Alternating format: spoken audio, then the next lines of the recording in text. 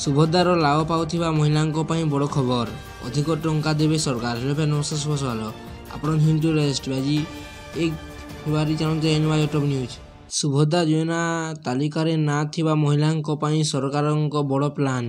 ସେମାନଙ୍କ ପାଇଁ ଆଣିଲେ ନୂଆ ଯୋଜନା। ଏଣିକି ସୁଭଦ୍ରା ଟଙ୍କା ସହ ମିଳିବ ଅଧିକ ଟଙ୍କା ବୋଲି ସୂଚନା ମିଳିଛି। ଯେଉଁଥିରେ ବିଜନେସ୍ କରିପାରିବେ ମହିଳା। ମହିଳାଙ୍କୁ ବ୍ୟବସାୟର କଲା ଶିଖାଇବେ ସରକାର। ସୁଭଦ୍ରା ଟଙ୍କା ସହ ଦେବେ ଋଣ ସୁବିଧା ବୋଲି ସୂଚନା ମିଳିଛି। ମୁଦ୍ରା ଯୋଜନାରେ ଋଣ ସହାୟତା ବି ଦେଇପାରନ୍ତି ସରକାର। କେମିତି ବ୍ୟବସାୟ ବୃଦ୍ଧି କରିବେ? ଆର୍ଥିକ ଭାବେ ସ୍ୱାବଲମ୍ବୀ ହେବେ? ସୁଭଦ୍ରା ଅର୍ଥରେ କିପରି ଛୋଟ ବ୍ୟବସାୟ ଆରମ୍ଭ କରିବେ ସେନେଇ ତାଲିମ ଦେବେ ସରକାର। ସୁଭଦ୍ରାରୁ ମୁଦ୍ରା ଏଜେଣ୍ଡା ସେଟ୍ କରିଛନ୍ତି ସରକାର। ସୁଭଦ୍ରା ଅର୍ଥ ସହ ଆଗାମୀ ଦିନରେ ମହିଳାମାନେ କିପରି ଋଣ ନେଇ ନିଜର ବ୍ୟବସାୟ ବୃଦ୍ଧି କରିପାରିବେ ସେନେଇ ବି ମହିଳାଙ୍କୁ ତାଲିମ ଦିଆଯିବ ବୋଲି ସୂଚନା ମିଳିଛି। ମହିଳାଙ୍କୁ ବ୍ୟବସାୟ ବାବଦରେ ଜଣାଇବାକୁ ଶୁଣ ସୁଭଦ୍ରା, କୁହ ସୁଭଦ୍ରା ଓ ସୁଭଦ୍ରା ସେତୁ ଆରମ୍ଭ କରିଛି ମହିଳା ଓ ଶିଶୁ ବିକାଶ ବିଭାଗ।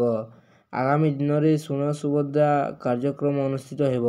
ସୁଭଦ୍ରା ସଂକ୍ରାନ୍ତରେ କିଛି ସନ୍ଦେହ ଥିଲେ ବିଭାଗକୁ ପଚାରି ବୁଝିପାରିବେ ଏବଂ ବିଭାଗକୁ ଯୋଗାଯୋଗ କରିପାରିବେ ଏବଂ ଋଣ କେମିତି ନେଇପାରିବେ ତାହା ମଧ୍ୟ ବୁଝିପାରିବେ। ସୁଭଦ୍ରା ଯୋଜନା ଅଧୀନରେ ମହିଳା ସଶକ୍ତିକରଣ ପାଇଁ ରାଜ୍ୟ ସରକାରଙ୍କ ନୂଆ ପଦକ୍ଷେପ ଗ୍ରହଣ କରିଛନ୍ତି। ସୁଭଦ୍ରା ଯୋଜନାରେ 1 କୋଟିରୁ ଅଧିକ ମହିଳାଙ୍କୁ 5 ବର୍ଷରେ 50,000 ଟଙ୍କା ଦେବେ ସରକାର।